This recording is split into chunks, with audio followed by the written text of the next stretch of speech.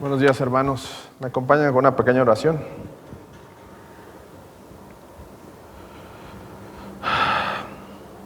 Señor, venimos delante de ti. Te agradecemos tu misericordia, Señor. Te agradecemos tu salvación. Te pedimos, Padre, Señor, que sea tu Santo Espíritu guiando esta reunión. Abre nuestros ojos espirituales, abre nuestros oídos, quebranta nuestro corazón, Señor. Recibamos de ti la palabra para gloria de tu nombre.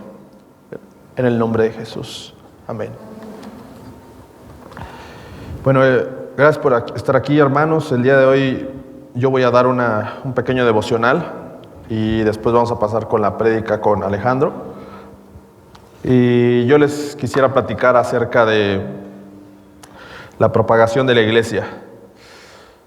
Hay 3 propósitos que tiene la iglesia y me gustaría que viéramos esto no solamente como una doctrina, como 3 puntos que debemos de saber, como conocimiento que debe estar en la mente, sino reflexionar si realmente la iglesia lo está llevando a cabo, nuestra iglesia, nosotros individualmente como organismo. Los 3 propósitos de la iglesia son revelación, habitación y edificación, y 3, propagación. En Hechos 2:42, si quieren acompañarme. Hechos 2:42. Se explica la función de la iglesia. Hechos 2:42. Y dice: y perseveraban en la doctrina de los apóstoles, en la comunión unos con otros, en el partimiento del pan y en las oraciones. Jesús confió a la iglesia la tarea de enseñar al cuerpo la sana doctrina. Aquí podemos ver en este versículo varios principios. Dice, perseveraban en la doctrina de los apóstoles, es decir, en la enseñanza que Jesús le transmitió a sus discípulos. La comunión unos con otros, es decir, veíamos en el estudio de pactos el término comunión en griego que se refería a una asociación. También el mismo término se utiliza cuando alguien era socio en lo natural de una persona. De esa forma se puede entender la comunión, no solamente una convivencia, sino una hermandad. Por eso nos llevamos hermanos, ¿no? El partimiento del pan, si bien se refiere a la comunión de Cristo, recordando su sacrificio, también se refiere a la comunión, al convivir como hermanos, y a las oraciones. No solamente, como vemos en el Nuevo Testamento, no solamente pedían por ellos, más bien pedían unos por otros, ¿no?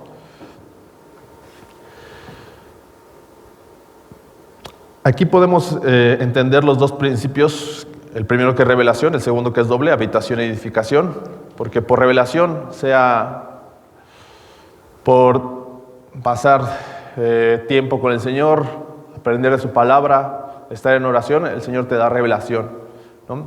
Y cuando uno nos toca compartir a los hermanos, pues esa revelación se les imparte a la iglesia. Eso lo entendemos perfectamente.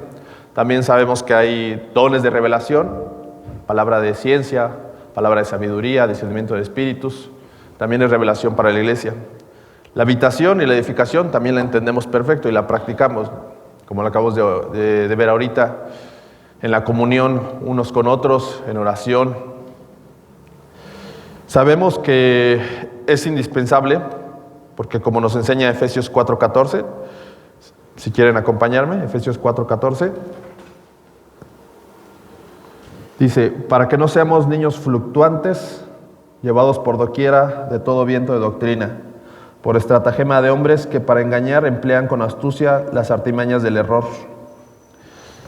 Es decir, es importante que nosotros recibamos la sana doctrina para no ser llevados como niños fluctuantes, porque hay muchos falsos maestros, falsos profetas que quieren engañar incluso a los elegidos.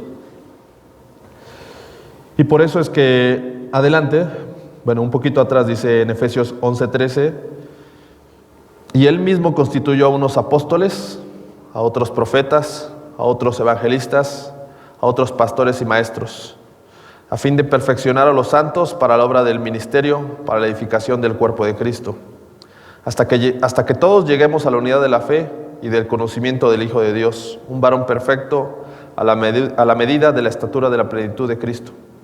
Entonces ahí entendemos la función de la iglesia, cómo instituye apóstoles, que son aquellos que van levantando iglesias, profetas, los que dan dirección a la iglesia, evangelistas, los que alcanzan almas, pastores y maestros.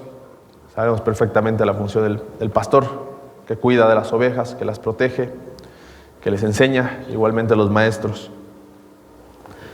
Eso creo que lo tenemos muy en claro en nuestra iglesia, pero en realidad lo que yo les quería hablar es del tercer propósito, que es la propagación.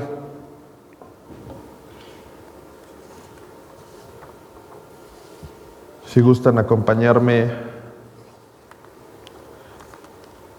a Marcos 16, del 16 al 20. Amén. Y les dijo: id por todo el mundo y predicad el evangelio a toda criatura. El que creyere y fuere bautizado será salvo, mas el que no creyere será condenado. Y estas señales seguirán a los que creen. En mi nombre echarán fuera demonios, hablarán nuevas lenguas, tomarán en las manos serpientes, y si bebieren cosa mortífera no les hará daño. Sobre los enfermos pondrán sus manos y sanarán. Y el Señor, después de que les habló, fue recibido arriba en el cielo y se sentó a la diestra de Dios. Y ellos, saliendo, predicaron en todas partes, ayudándoles el Señor y confirmando la palabra con los señales que seguían. Amén. Les quiero ser francos. Yo he visto que la iglesia se edifica, hay revelación, hay comunión, pero la propagación está muy baja. Yo recuerdo muchas veces el pastor preguntando: ¿por qué será que los cristianos no ganan almas? ¿Por qué creen que preguntaba eso? Porque la iglesia no crecía, porque no traíamos armas a Cristo. Yo quisiera cuestionarlos y cuestionarme, que recordáramos nuestro encuentro con Cristo. En mi caso estuve reflexionando sobre ello. Yo tuve la necesidad del Señor y estuve durante un mes clamando a Él. No sabía cómo acercarme, buscaba en la iglesia católica. Desesperadamente buscaba cómo encontrarle, hasta que Él me llevó a un pastor y yo tuve que preguntarle al pastor acerca de Cristo, y así es como me instruyó en el camino. Y después llegué por medio de Silvia a Gustavo y él directamente me dio las buenas nuevas, la salvación en Cristo. Cuando yo llegué a él, ya estaba desesperado, como un enfermo que se desangra llegando a urgencias. Cuando me dijo: ¿quieres recibir a Cristo? Llevo semanas buscándolo, claro que sí. Ahora yo me pongo en el papel de: ¿y si no hubiera un hermano que me compartiera? ¿Y si nadie hubiera estado en el Señor pidiendo almas? ¿Qué hubiera sido de mí? ¿Qué hubiera sido de ustedes? Y si ustedes fueran los que necesitaran al Señor. Hay un montón de personas allá afuera que necesitan de Cristo. El domingo pasado platicábamos de cómo hay un montón de falsos maestros que se aprovechan de la necesidad de la gente, que cobran, ¿cuánto decían? 7,000 pesos por oración. 7,000 pesos por orar por las personas. Sabemos que no iba a dar ningún resultado, pero las personas lo pagan. ¿Por qué? Porque están desesperadas. Ahora, cuando vemos el principio de propagación, no es una doctrina, es un mandato, es una obligación de la iglesia traer almas a Cristo. Pues sí, es espectacular ver cómo la iglesia tenía un pastor apegado a la palabra, que no se movía, ni una pandemia lo hacía moverse, que se movía en los dones, liberaba, don de ciencia, discernimiento de espíritus. pero la iglesia no crecía. ¿Era su culpa o es nuestra culpa?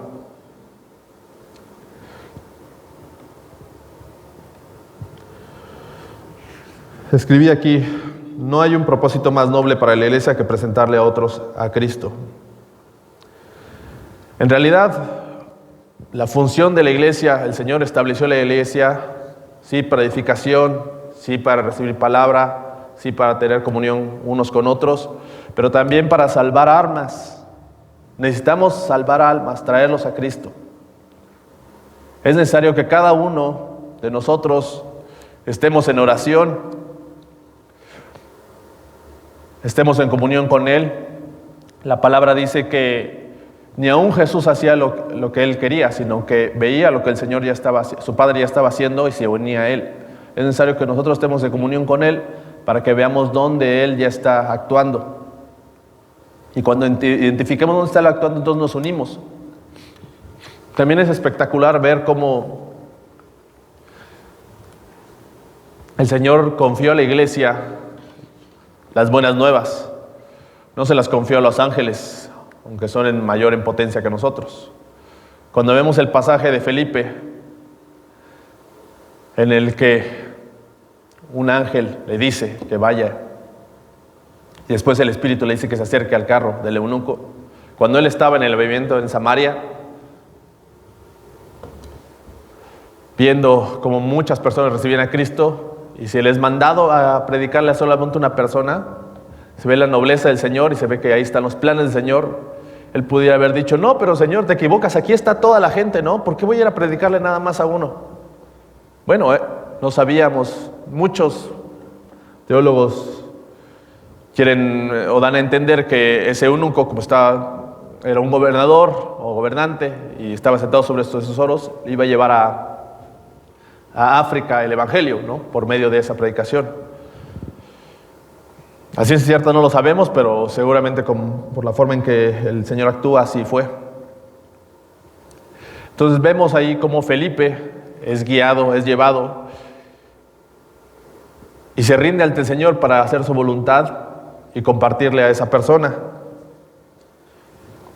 Y además vemos cómo el Señor, que sabemos que es práctico, ¿por qué no utiliza al ángel o al espíritu para predicarle a ese eunuco? Sino que manda a llamar a Felipe para que le predique. Es la misma idea con nosotros. El Señor, aunque tiene todo el poder, tiene ángeles a su disposición que se placen en servirle. Él en su soberanía escogió a sus hijos, a ustedes y a mí, para predicar el evangelio. Y eso es lo que el Señor nos va a pedir cuentas el día que estemos delante de Él, como personas y como iglesia.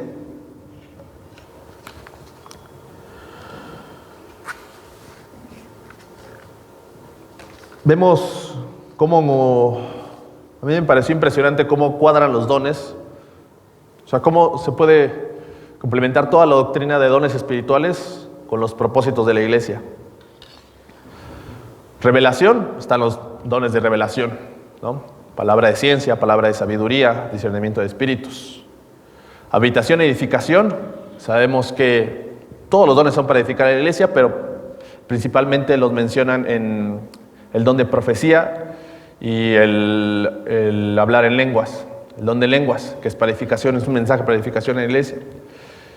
Y el tercero, que es dones de poder, cuadra perfectamente con el tercer propósito de la iglesia, que es propagación, ¿no?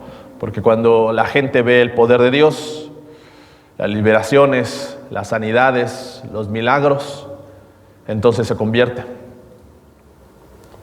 Podemos entender cómo está el amor inclinado del Señor en estas tres partes: en revelar a sus hijos, edificarlos, que tengan comunión, pero ganar a la iglesia. O sea, poniéndolo en porcentaje, es uno de los objetivos principales del Señor, y la iglesia carece de eso. Yo quiero hacer la invitación sincera, no como una ley, no como una obligación, sino que pongamos en nuestro corazón el sentir del Señor, como Él, cuando alimentaba a personas, sanaba gente, era movido por su misericordia. Por misericordia, porque la gente va al infierno, porque la gente tiene enfermedades terminales, porque están oprimidas por el demonio, porque se quieren suicidar, porque no saben cómo salir de una deuda. Esa es nuestra responsabilidad, compartir del Evangelio, clamar por almas, hablar, saber con qué versículos compartir.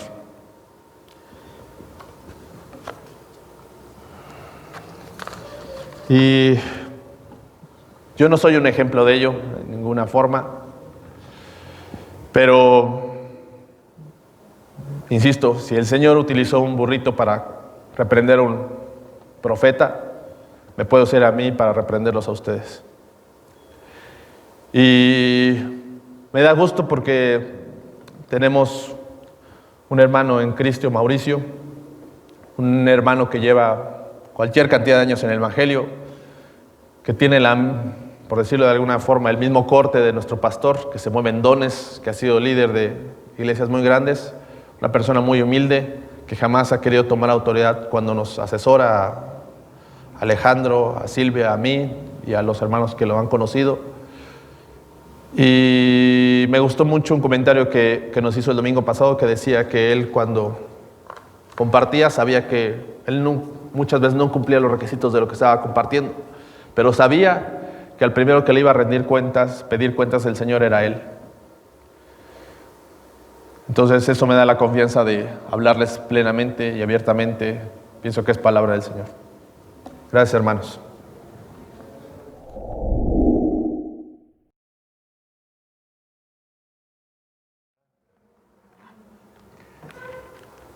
Padre, Señor, bendice esta palabra.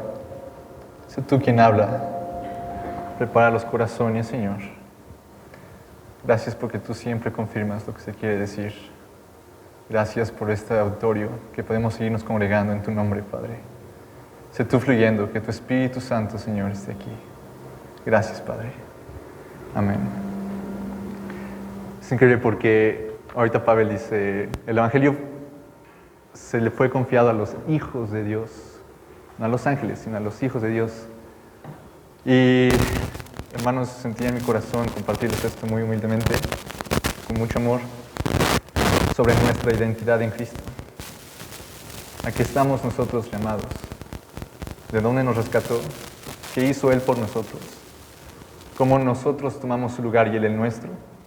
¿Y cómo tenemos que testificar al mundo la salvación de Jesucristo, el cambio en nuestra vida?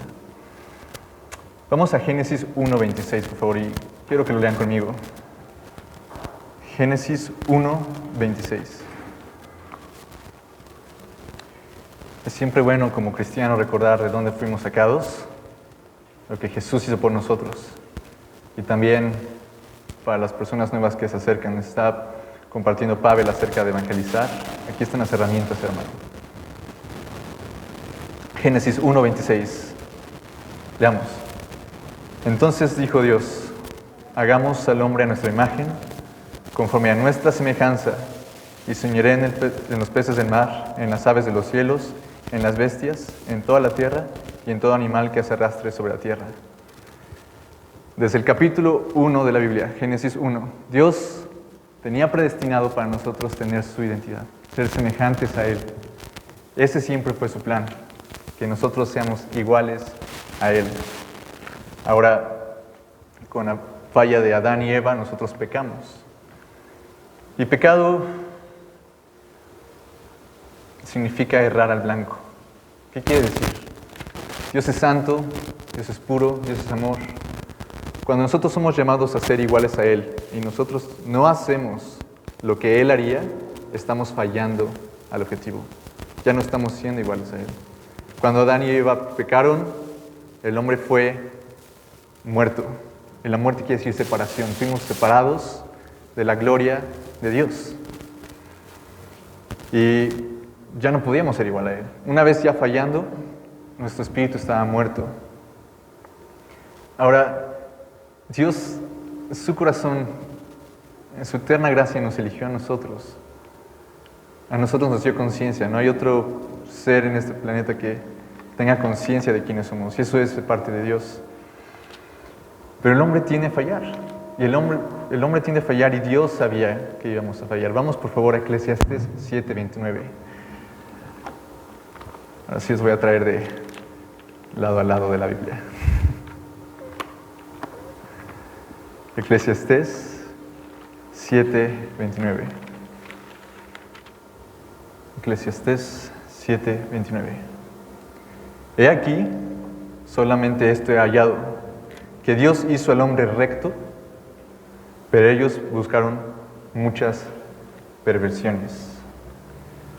Mucha gente dice, no, es que Dios me hizo así, a mí me gusta el chupe, ¿no? A mí me gusta salir de fiesta. Dios me hizo así, soy una persona muy extrovertida.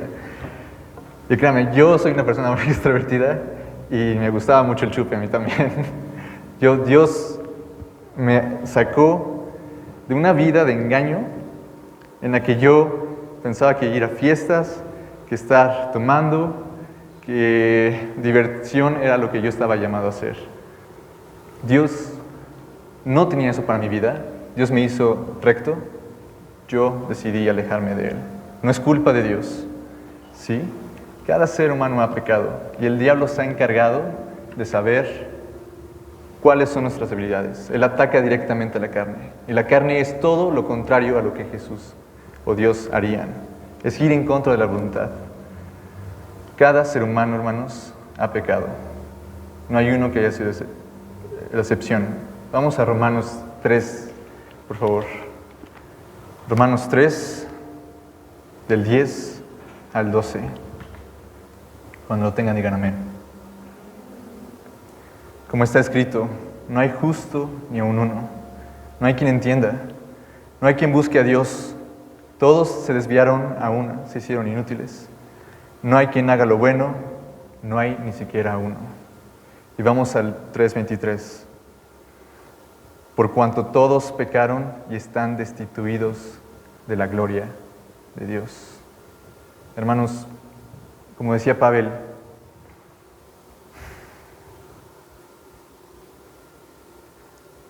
¿dónde estaríamos ahora? ¿Dónde estaríamos parados ahora si no fuera por la gracia de Jesús? Nosotros merecíamos la muerte. Nosotros merecíamos estar destituidos de la gloria de Dios para siempre. No había nada que nosotros pudiéramos hacer en nuestras fuerzas, absolutamente nada, porque teníamos que ser iguales a Dios.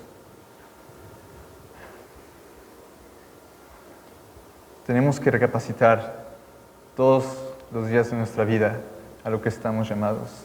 Estamos llamados a ser rectos, semejantes a Él, pero fallamos, seguimos fallando. Por favor, vamos a 2 de Tesalonicenses 1:9. Estas son palabras muy fuertes. Estas son palabras que son verdad para los que no han conocido a Cristo. 2 de Tesalonicenses 1:9. La gente que no ha conocido a Jesucristo dice, los cuales sufrirán pena de eterna perdición, excluidos de la presencia del Señor y de la gloria de su poder. Eso es para siempre.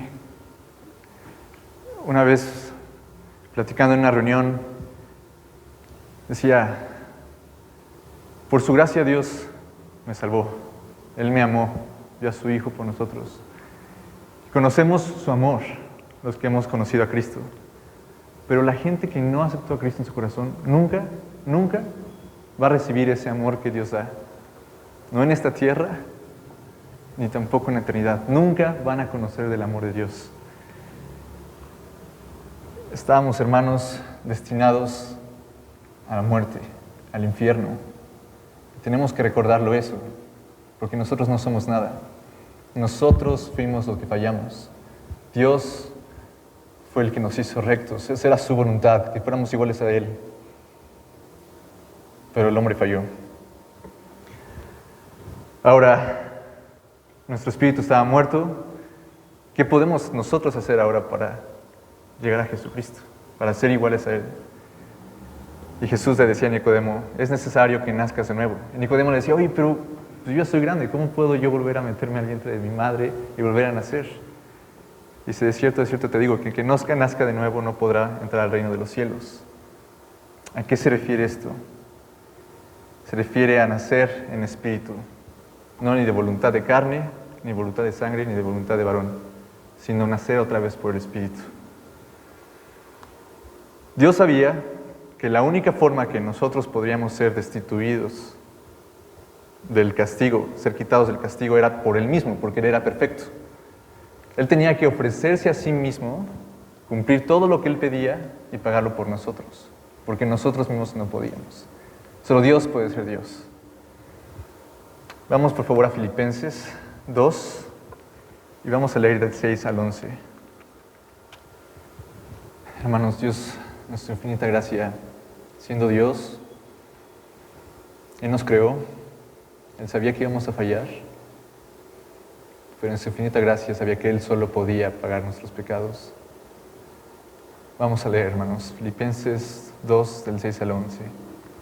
El cual, siendo en forma de Dios, no estimó al ser igual a Dios como cosa a que aferrarse, sino que se despojó a sí mismo tomando forma de siervo, hecho semejante a los hombres.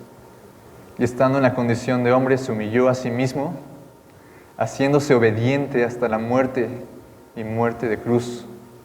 Por lo cual Dios también lo exaltó hasta lo sumo y le dio un nombre que es sobre todo nombre, para que en el nombre de Jesús se doble toda rodilla de los que están en los cielos y en la tierra y debajo de la tierra, y toda lengua confiese que Jesucristo es el Señor, para gloria de Dios Padre. Amén. Dios pagó mis pecados, Él se humilló por mí. Estábamos hablando antes en alabanza, ¿qué significa ser siervo? Siervo significa ser como un esclavo, hermanos. Y Jesús se humilló. Dice, se despojó de sí mismo tomando forma de siervo. Él, siendo Dios mismo, vino a servir al hombre. ¿Cuán grande amor es ese? ¿Quién ha hecho eso por nosotros? Y Él nos creó, Él no tenía la necesidad de hacerlo, pero Él sabía lo que íbamos a sufrir eternamente. Y su voluntad, ¿cuál ha sido siempre? Desde el primer capítulo, que seamos iguales a Él. Él tenía que hacer esto para poder cumplir su voluntad. No había otra forma más que Él pagando nuestros pecados. Hermano, esa muerte, dice, siéndose obediente hasta la muerte y muerte de cruz. No era cualquier muerte, hermano, no era cualquier muerte, era una tortura antes de fallecer, física. Pero su corazón estaba ya derramándose porque Él sabía que tenía que pagar el pecado en el infierno por nosotros. Es siempre muy importante recordar lo que Jesús hizo por nosotros en la cruz. Como cristiano, y para cuando se le presenta el Evangelio a alguien más. Vamos a Isaías 53, hermanos, por favor. Leamos, hermanos, con toda reverencia lo que tuvo que hacer Dios mismo por nosotros, nuestro Creador, el que Él es el único digno de alabanza. Él vino a hacer esto por nosotros, que no lo merecíamos. ¿Quién ha creído nuestro anuncio y sobre quién se ha manifestado el brazo de Jehová? Subirá el cual renuevo delante de Él, y como raíz de tierra seca no hay parecer en Él ni hermosura. Le veremos más inatractivo para que le deseemos. Despreciado y desechado entre los hombres, varón de dolores, experimentado en quebranto, y como que escondimos de Él el rostro. Fue menospreciado y no lo estimamos. Ciertamente llevó Él nuestras enfermedades y sufrió nuestros dolores. Y nosotros le tuvimos por azotado y por herido de Dios y abatido. Mas Él herido fue por nuestras rebeliones, molido por nuestros pecados. El castigo de nuestra paz fue sobre Él, y por su llaga fuimos nosotros curados. Todos nosotros nos descarriamos como ovejas, cada cual se apartó por su camino, mas Jehová cargó en Él el pecado de todos nosotros. Angustiado Él y afligido, no abrió su boca. Como cordero fue llevado al matadero, y como oveja delante de sus trasquiladores enmudeció y no abrió su boca. Por cárcel y por juicio fue quitado, y su generación, ¿quién la contará? Porque fue cortado de la tierra de los vivientes, y por la rebelión de mi pueblo fue herido.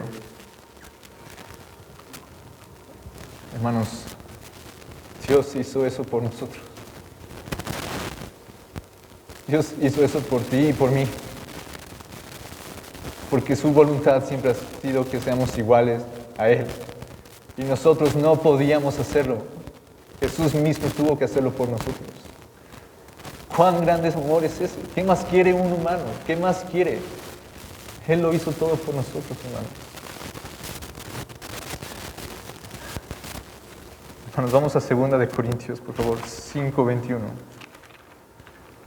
Al que no conoció pecado, por nosotros lo hizo pecado, para que nosotros fuésemos hechos justicia de Dios en Él. Hermanos, nosotros no merecemos nada. Cuando Pablo se presentaba y empezaba a decir a todos los apóstoles cómo Jesús se les fue presentando a la resurrección, y al final dice, y al final se presentó a mí como un abortivo, porque yo no merezco ser llamado apóstol, yo no merezco ser llamado discípulo, yo soy el menor de todos ellos. Y miren la vida de Pablo, miren todo lo que hizo. Pero él dice, pero por su gracia yo soy lo que soy. Él no hizo nada, fue por su gracia. Él perseguía a la iglesia, pero por la gracia de Dios, él era lo que era, Pablo. Fue encargado de predicar el evangelio a todos los gentiles. Y decía, ay de mí si no predico el evangelio, como estábamos viendo. Ay de mí, porque entre más conocimiento tenemos, más cuentas nos va a preguntar Dios. Nos reunimos aquí no nada más para aprender, sino para actuar. Gracias a Dios por la palabra que dio Pablo. Pero bueno, vamos a Hebreos 9, por favor.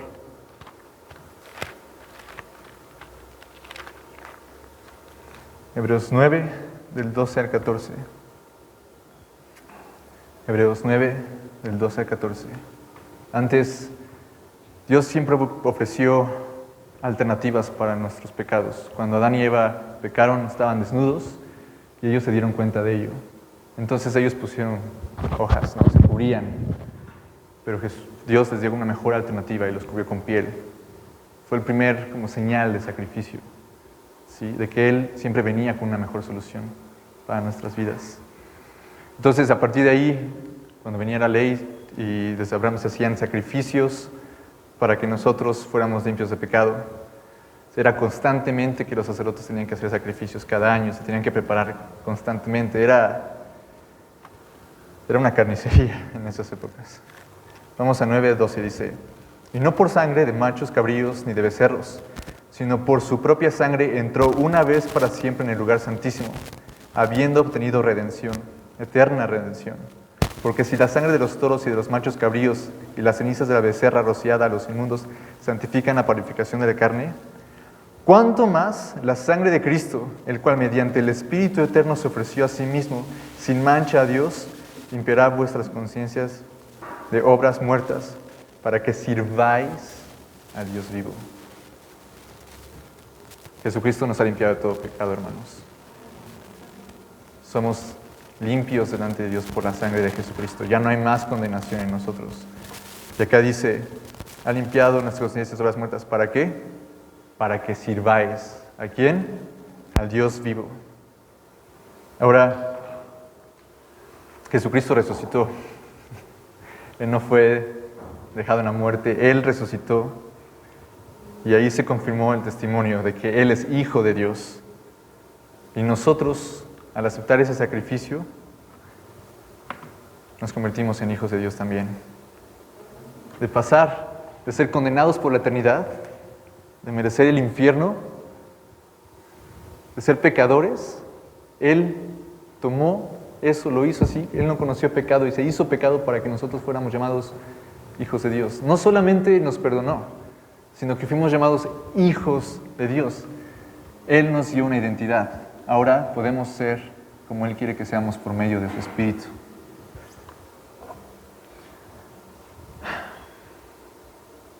Vamos, hermanos, rápidamente a Romanos 10. Romanos 10, del 8 al 10. Sabemos que sin fe es imposible agradar a Dios. Y cuando nosotros tomamos ese sacrificio que Jesús hizo por nosotros, cuando reconocemos que merecíamos el infierno y que Él pagó todo, ¿qué dice aquí en este versículo? 10, del 8 al 10. ¿Más qué dice? Cerca de ti está la palabra en tu boca y en tu corazón, que si confesares con tu boca que Jesús es el Señor y creyeres en tu corazón que Dios le levantó de los muertos, serás salvo. Porque con el corazón se cree para justicia, pero con la boca se confiesa para salvación. Amén, hermanos. Él nos rescató, Él nos salvó. Nosotros no tuvimos que hacer absolutamente nada, nosotros no lo merecemos. La gracia es algo que Dios nos da que no nos merecemos. Algo que Dios nos da que no nos merecemos. Y la misericordia es Dios no dándonos lo que merecemos. ¿Sí? Nosotros no merecíamos nada de esto, pero su eterno amor, por amor de su nombre, Él lo hizo. Tenemos que recordar eso cada día de nuestras vidas, para con nosotros y para testificar al mundo. Ahora, Dios, al recibirlo, nos da su identidad. Una vez que lo confesamos, Dios nos da vida eterna y tomamos el mismo lugar que Jesús como hijo de Dios. Ya no somos cualquier persona, ya no somos hijos del diablo, ya no estamos viviendo en las reglas de este mundo, ya estamos viviendo como un hijo de Dios. Y así es como tenemos que caminar diariamente con la frente alta, como un hijo de Dios. Vamos por favor, hermanos, a 1 de Juan 3:1. Mirad cuál amor nos ha dado el Padre para que seamos llamados hijos de Dios. Por esto el mundo no nos conoce, porque no le conoció a Él. Hermanos, ya no somos nosotros, ya somos hijos de Dios. Ya no tenemos que preocuparnos de los afanes de este mundo. En estas épocas se han acercado varias personas y personas que perdieron su trabajo, personas que eran estudiantes pero ya no pueden ir a la escuela, ya sea porque sus padres perdieron el trabajo y no tienen recursos, o se cerraron las empresas a las que trabajaban. Ellos se identificaban como: yo soy un gerente de un restaurante, es lo que soy. Yo soy estudiante, yo soy padre de familia. Pero si Dios te quita todas esas cosas, si Dios te va quitando tu trabajo, si te quita tu escuela, entonces ¿quiénes somos nosotros? Si no tenemos a Cristo, no somos absolutamente nadie. ¿Qué somos? ¿Qué nos queda decir que somos? Lo que hacemos, pero si no hacemos nada, ¿qué somos? Nada, ¿no? Pero ahora, como hijos de Dios, primeramente, soy hijo de Dios por la sangre de Jesucristo, por su gracia. Nos quiten los que no quiten, hermanos, somos hijos de Dios. No hay pandemia, no hay trabajo, no hay situación que nos quite lo que Dios ya hizo por nosotros. Somos hijos de Dios y tenemos que recordarlo siempre. Siempre. Caminar así. ¿Amén? Amén. Hermanos, acompáñenme a Gálatas 2:20. Gálatas 2:20. ¿Lo tienen, hermanos? Dice: con Cristo estoy juntamente crucificado, y ya no vivo yo, mas vive Cristo en mí. Y lo que ahora vivo en la carne, lo vivo en la fe del Hijo de Dios, el cual me amó y se entregó a sí mismo por mí. Dios nos dio una identidad por amor. Él ya lo hizo todo. Realmente tenemos que entender que Él lo ha hecho todo. No hay vanagloria, hermanos. En cambio, esta semana en una de las reuniones que tuvimos, un hermano decía: pues es que mira, la verdad, yo antes sí decía muchas groserías, ¿no? Yo me encantaba. Y yo decía, yo no tenía ningún problema, estuviera quien estuviera. Y después venía un familiar cristiano y ponía sus alabanzas y me decía, perdón, pero yo decía, ay, quita esas porquerías, ¿no? No lo soportaba. Ese hermano viene a Cristo y me dice, Ali, o nos compartía, dice, ya no digo estas palabras, ya no me nace, ya no soy yo. Ahora las alabanzas de los coros, hasta los canto y los bailo, ¿no? Ya Dios nos cambia completamente. En 2 Corintios 5:17 dice que somos nuevas criaturas. Las cosas viejas pasaron, y aquí todas son hechas nuevas. Vamos a leerlo, vamos a 2 Corintios 5:17 y 18.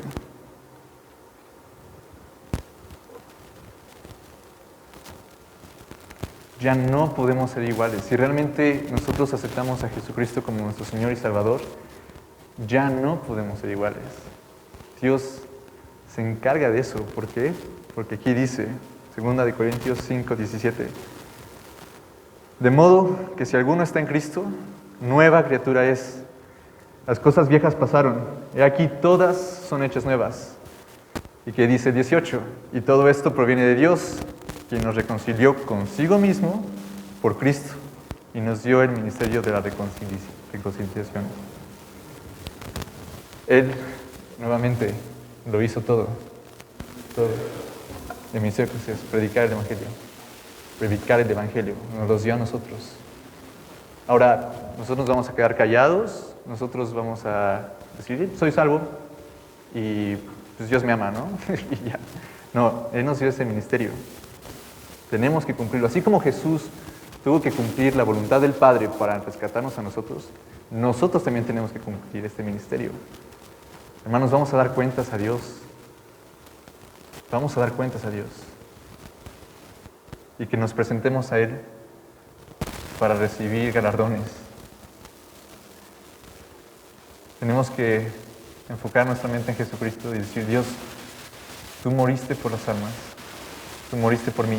Ayúdame a rescatar las almas, Padre. Mándanos almas, manda almas a esta iglesia, intimidad con Dios. Ahora que estamos nosotros caminando en Cristo, decíamos, ya no nos podemos decir, si se quita el trabajo, si se quita la escuela, ya nosotros, si hay pandemia, ya nosotros, pues ya no somos de este mundo, hermanos. Por eso el mundo no nos conoce. Tenemos que caminar como hijos de Dios. Vamos a Romanos 12:2, que muchos lo conocen. No os conforméis a este siglo, sino transformaos por medio de la renovación de vuestro entendimiento, para que comprobéis cuál sea la buena voluntad de Dios, agradable y perfecta. ¿Qué me está diciendo este versículo? No os conforméis a este siglo, no te conformes a este mundo, sino transfórmate por medio de la renovación de vuestro entendimiento, para que comprobéis cuál sea la buena voluntad de Dios, agradable y perfecta. Dice, comprobéis, ¿no? Hermanos, los invito a dejar de afanarnos por las cosas del mundo. Ya no nos tenemos que afanar por eso. Mejor nos tenemos que preocupar en predicar el Evangelio, en hacer la voluntad de Dios, en ver las maravillas y prodigios de Dios que Él tiene preparado. Ahorita el mundo está lleno de pecado. La verdad, la pandemia frenó tanto los bares, los antros, reuniones. Dios, el pecado ya lo tenía hasta acá y lo está frenando, pero aún así es cada vez más fácil acceder a cosas por internet, ¿no? Pero ¿saben qué, hermanos? Así como el pecado sobreabunda la gracia. Y nosotros tenemos que estar preparados para eso. ¿Cómo va a ser predicado el Evangelio sino por nosotros? Como decía Pavel, no le fue dado a los ángeles, fue dado a los hijos de Dios. Somos hijos de Dios. Él nos dio su identidad. Y Dios quiere sobreabundar en gracia a través de nosotros, predicando el Evangelio. Vamos a Marcos 8:36, por favor. No tiene sentido, ¿no? Si uno dice, yo soy como Dios, y Dios dio su vida por las almas, ¿por qué nosotros no nos preocupamos por ellas? Y Él nos da todas las herramientas, como nos da la palabra y como aprendimos también en estas últimas semanas, nos dio poder del Espíritu Santo, para que todo aquel que me crea no sea por sabiduría o por palabrería, sino por el poder de Dios, porque el reino de Dios consiste en poder, no en palabras. Vamos entonces, Marcos 8:36, dice, porque ¿qué aprovechará al hombre si ganare todo el mundo y perdiere su alma? ¿De qué nos aprovecha? Hermanos, los invito a partir del día de hoy a vivir en el Espíritu, a andar en el Espíritu. Ya no preocuparnos. Lo que vamos a ver con Caro, ella estaba en el Espíritu, estaba orando en lenguas, ¿y qué pasó? Fue librada de sus enemigos, ¿no? Por andar en el Espíritu. Y acá dice que comprobemos cuál es su voluntad. Ahora nos vamos a preocupar del trabajo, de la escuela, de salud. Jesús ya la pagó. Jesús pagó todos nuestros pecados y nuestras enfermedades. Andemos en Espíritu, andemos en fe, porque sin fe es imposible agradar a Dios. Que cada día nuestra fe se vea reflejada a los demás. Que no nada más sea a nuestra comunidad, a nuestra iglesia, sino que cuando nosotros vayamos caminando digan, pues ¿qué no te preocupa lo que está pasando? ¿Qué no ves que hay una pandemia, no se pueden reunir las iglesias? ¿Qué? ¿No tienes trabajo? Oye, espérame, ¿qué no conoce a mi padre? ¿No conoce a mi padre? Justamente esta semana escuché un testimonio de un hermano que fue muy usado por Dios y decía que llegó a un país y necesitaba una visa que se tramitaba por internet, pero él no la sacó. Y entonces llega con el de la migración y le dice, ¿me permite su visa? Dice, ¿mi visa? ¿A poco necesito una visa para entrar al país de mi padre? ¿Su padre? Pues ¿quién es su padre? ¿No conoces a mi padre? ¿No conoces a mi padre? No, ¿quién es su padre? Déjame contarte quién es mi padre. Al final, el de inmigración recibió a Jesucristo. Pero no lo dejaron pasar. No, sí lo dejaron pasar. No, hermanos, la verdad, a mí fue como, es muy bonito escucharlo, ¿no? Pero también es una confrontación. Yo en mi diario caminar, realmente doy ese testimonio a la gente. Camino con esa fe de llegar y decir, ¿no conoces a mi padre? ¿Que no me ves que soy igualito a él? Tiene que ver eso, ¿no? Tiene que ver esa identidad. Ahora, es impresionante, ¿no? Porque, pues, bueno, no sé, han tenido la oportunidad de entrar a otros países y la verdad, la gente de inmigración es muy intimidante. Te intimidan. O sea, ellos quieren sacarte cualquier cosita para no dejarte entrar. Pero ahora, ¿con qué confianza nosotros digamos así? ¿A poco necesito entrar con una visa al país de mi padre? Así tenemos que actuar, hermanos. Así tienen que vernos con gozo, con amor, con templanza. Así es como la gente reconoce a un hijo de Dios. Ahora, nos analizamos a nosotros mismos. ¿Así somos? ¿Así nos ven? ¿He traído almas a los pies de Cristo por su identidad en mí? Tengo que analizar si realmente estoy caminando como Él lo haría. No dejemos de poner nuestros ojos espirituales en lo importante. Ya dejemos este mundo atrás. Ya, hermanos, es hora. Es hora. Los tiempos son muy pocos. Ya viene Jesucristo. Usemos el conocimiento que se nos acaba de impartir estas semanas. Usemos nuestra relación íntima con Dios para saber cuál es su propósito en esta iglesia, en esta comunidad, en México, en todo el mundo, hermanos. Tiene que haber un avivamiento. Sí. Las armas que Él nos da son poderosas y tenemos que usarlas. Vamos, para confirmar esto que se está diciendo, vamos a Efesios capítulo 5, el versículo 1 al 2. ¿Qué dice aquí? ¿Ya lo tienen, hermanos? Amén. Sed, pues, imitadores de Dios como, ¿qué? Hijos amados, y andad en amor, como también Cristo nos amó y se entregó a sí mismo por nosotros, ofrenda y sacrificio a Dios en olor fragante. Aquí se está resumiendo todo lo que estamos platicando. Jesucristo se dio por nosotros, tenemos que ser imitadores de Él. ¿Por qué? Simplemente porque somos sus hijos. Cuando uno pasa mucho tiempo con una persona, el pastor lo decía, una pareja, ¿no? ¿Quién conoce mejor a la otra persona en el mundo? El esposo o la esposa, ¿no? Pero también se agarran mañas o costumbres que el otro haría. Nosotros tenemos que ser así como Pedro, que pues era un hombre pescador, que muy burdo en sus palabras, tal vez. Y cuando capturan a Jesús y lo oyen hablar, dicen, Él venía con Jesús porque habla como Él. Así la gente nos tiene que señalar. Él camina con Jesús. Ella camina con Jesús. Mira, Él hace lo que Jesús haría. Mira, hay milagros, hay sanidad. Así es como nos tiene que ver el mundo. Nos tienen que señalar diciendo, ahí veo a Jesús. Ahí no veo ni a Alejandro, ahí no veo ni a Pavel, ahí no veo ni a Ren. Ahí veo a Jesús. Es lo que tienen que ver en nosotros. ¿Cómo se gana eso? Con su palabra, con la oración y creyendo todo lo que diga en fe. Tenemos que pasar una intimidad con Dios, conocerlo, dejarnos que Él nos moldee. Nosotros somos una vasija, decía que éramos como barro, que Él nos moldea como Él quiere. Dejemos que Dios haga lo que Él quiera con nuestras vidas, porque es lo mejor para nosotros, es para nuestra propia bendición. Dios no es masoquista, no te va a hacer algo que no proclame su gloria. Dios te usa, te da bendición. Siempre que Dios usa a alguien le da bendición. Y bendición es acercarse más a Dios, no nada económico ni financiero. Ahora, vamos por favor a Deuteronomio 4:9. Hermanos, una vez en Cristo, nosotros tenemos que estar siempre atentos a nuestros frutos, siempre. Y no olvidar, como vimos, de dónde nos sacó Dios, lo que hizo Jesús por nosotros y lo que ahora somos. Dice, por tanto, guárdate y guarda tu alma con diligencia, para que no te olvides de las cosas que tus ojos han visto, ni se aparten de tu corazón todos los días de tu vida.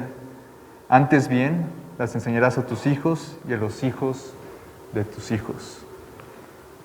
Dios llamó a Abraham amigo, porque él sabía que les iba a enseñar acerca del temor de él.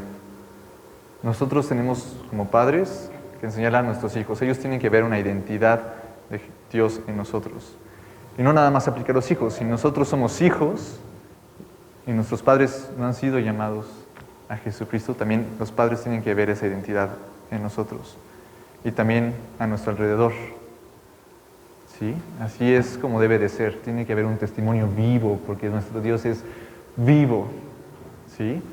No nada más son decir, Dios te acepta mi corazón. No, hay un cambio. Somos nuevas criaturas. Las cosas viejas ya pasaron. Y aquí todas son hechas nuevas. Y algo, hermanos, que quería compartirles, que lo sentí muy marcado, es que así como nosotros, cada uno que recibió a Jesucristo tiene una identidad, quiere decir que el hermano que está junto a mí, que recibió también a Jesucristo, tiene su identidad, ¿no? Entonces, ¿cómo deberíamos nosotros amar a nuestro hermano? Como Jesús nos amó a nosotros, ¿no? Como si Él fuera Jesús. Él tiene la identidad de Él. Tenemos que cuidar también eso para la edificación de la iglesia. Primero, Dios quiere limpiar todo enemistad. Él quiere quitar todo lo que no es de su voluntad. No seríamos semejantes a Él si no amáramos a nuestro hermano. Vamos, por favor, a 1 de Juan 4. 1 de Juan 4, 20 y 21. 1 de Juan 4, 20 y 21. ¿Ya lo tienen, hermanos? Lean con mucha atención. Lean con mucha atención. Si alguno dice, yo amo a Dios y aborrece a su hermano, ¿qué es? Mentiroso. Pues el que no ama a su hermano, a quien ha visto, ¿cómo puede amar a Dios que no ha visto? Y nosotros tenemos este mandamiento de Él. El que ama a Dios, ame también a su hermano. Nosotros podemos decir, sí, yo soy cristiano y vamos al mundo y decir, no, yo soy cristiano, todo es muy bonito, nos oramos ahí mover del Espíritu, ¿no? Pero cuando llegamos a la iglesia y si tenemos ese rencor contra otro hermano o una enemistad, ¿estamos amando a Dios? ¿Realmente estamos dando un buen testimonio? Nosotros tenemos que analizar si tenemos algo en contra de un hermano, porque eso no es lo que Dios haría. Estaríamos errando, estaríamos pecando. Vamos, por favor, a 1 de Juan 3, ahí adelante, 14 y 16. 3, del 14 al 16. ¿Qué habíamos dicho? Nosotros estábamos condenados a muerte para siempre. Estábamos destituidos de la gloria de Dios. No había forma que nosotros pudiéramos hacer algo para ser salvos, sino Jesucristo mismo, Dios mismo vino para hacer lo que nosotros no podíamos hacer. Entonces pasamos, ¿qué? De muerte a vida, ¿no? ¿Y qué dice aquí? Nosotros sabemos que hemos pasado de muerte a vida, ¿en qué? En que amamos a los hermanos. El que no ama a su hermano permanece en muerte. Todo aquel que aborrece a su hermano es homicida, y sabéis que ningún homicida tiene vida eterna permanente en él. En esto hemos conocido el amor, en que Él puso su vida por nosotros. También nosotros debemos poner nuestra vida por los hermanos. Hermanos, ¿así caminan en Cristo? ¿Así vienen a la iglesia? ¿Con ese amor hacia los hermanos? Yo espero que sí, hermano. Yo espero que sí. Cuando dice dar tu vida por los hermanos, no es que lo van a atropellar y tú saltas. Es tomarte el tiempo, conocer cuáles son sus problemas, orar por él, fortalecerlo en fe. Es oírlo, es vivir lo que él está viviendo, porque somos uno mismo, nos guía el mismo espíritu. Hermanos, hoy, siempre que terminan las reuniones, pues la verdad veo que se van muy rápido muchos. Y digo, bueno, ¿dónde está el amor del que nosotros nos fue dada identidad? Hay que quedarnos, hay que decir, Dios, ¿por qué, hermano, tú quieres que yo ore hoy? ¿Cómo quieres usarme? ¿Cómo quieres bendecirlo? ¿Cómo quieres bendecirme a mí? A lo mejor hay un hermano ahorita que está en aflicción, y si nadie tiene una carga en su corazón por orar por él, ¿dónde está el amor? Yo los invito, hermanos, que vengan, no nada más a escuchar, sino a actuar. Que amen a sus hermanos. Somos pocos, pero que el amor sobreabunde en nosotros. Aunque sea una iglesia pequeña, que el amor sobreabunde en nosotros.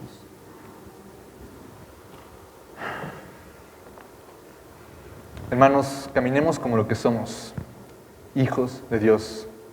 Dejemos de darle importancia a este mundo para que cuando vengan calamidades como esta pandemia y se quiten los trabajos o escuelas, sepamos que nuestra identidad nunca, por la eternidad, nunca se va a perder. Somos hijos de Dios. Y ya para cerrar, hermanos, vamos a Romanos 8:32, por favor. Siempre debemos recordar la siguiente verdad que se vio reflejada en la cruz. Romanos 8:32. El que no escatimó ni a su propio Hijo, sino que le entregó por todos nosotros, ¿cómo no nos dará también con Él todas las cosas? Él ya nos los dio todo, hermanos. Caminemos como tal. Actuemos como hijos de Dios. Hagamos su voluntad, siempre. Que la gente nos vea y señale a Jesucristo. Que ya no vean ellos a nosotros, sino que vean a Jesucristo.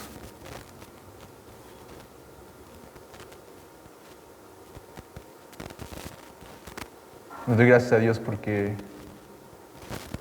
Él fue poniendo los versículos.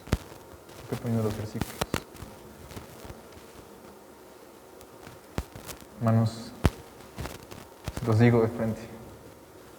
Caminemos como hijos de Dios. No hay menores y mayores. Todos somos hijos de Dios. Actuemos como tal. Padre, gracias, Señor, porque siempre es bueno recordar lo que tú hiciste por nosotros. ¿De dónde nos sacaste, Señor? Padre, que estas palabras penetren en nuestros corazones. Que nuestro espíritu se vivifique al oír esto, Señor. Que somos tus hijos por tu gracia. Tu Padre lo hiciste todo. Y nosotros, Señor, ahora somos siervos tuyos. Ocúpanos a cada uno de estos, desde el más pequeño hasta el más grande. Padre, ocupa esta iglesia para ganar almas. Los tiempos son cortos. En el nombre de Jesús, Señor, trae almas a esta iglesia. Que la gente vea a Jesucristo en nosotros, que ellos quieran ser hijos de Dios, Padre, porque esa fue tu voluntad desde el Génesis, que seamos iguales a ti. Ahora somos tus hijos, Señor, no somos creación, somos tus hijos. Que recordemos eso para toda nuestra vida, Padre. Bendice a cada hermano en esta iglesia, a cada hermana, a cada pequeñito, a cada señorita, Padre.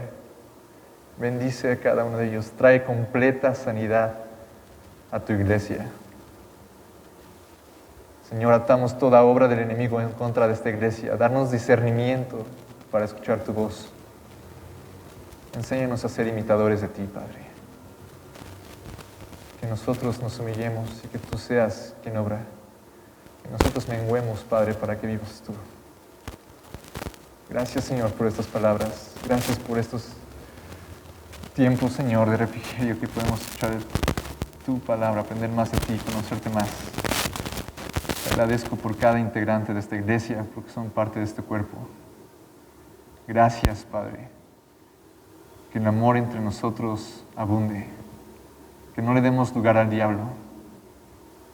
Señor, síguenos guiando, Padre. Bendigo tu hermoso nombre. Amén.